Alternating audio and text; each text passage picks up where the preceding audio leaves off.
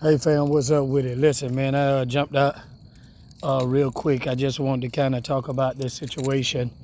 Any kind of news that's meaningful to me, particularly when it comes to um, and when it comes to life, but particularly this coming dealing with the Falcons, man. Anybody know me? I'm a big Falcon fan. By the way, it's your boy. Not for everybody, but this is for somebody. Man, I got to jump in here because I know all of the content creators gonna jump on this, particularly the ATL content creators. I'm sure that the haters gonna do it anyway. People that already hate the Falcons, they gonna do it because it's another shot, another stain on our name.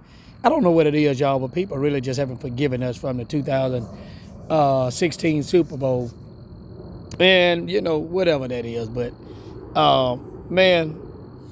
But let me jump in and talk about this foolishness that Coach Britt's son did to Shador. It looks bad, number one, because somebody did it. It looked bad, number two, because of what we fight in this country when it comes to racism. I know y'all don't want to probably talk about that, but it is what it is. Because I wonder, would you have did it to your own kind? That's another story, but that is my opinion. My opinion. It has nothing to do with nobody else but my opinion.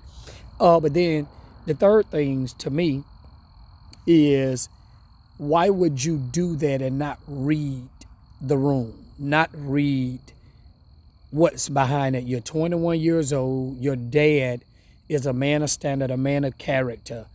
But do you not know your actions, sir, could have cost your dad his job? And had he had the right boss, he would have been released as a defensive coordinator just because you decided that you wanted to prank. Let me tell you something. As a 21-year-old male, I don't think that was by chance or by coincidence, by the way. This is just my opinion. I kind of hate that because it affects not only my culture and my color of people, but it affects my football team because your dad is our coach, our defensive coordinator.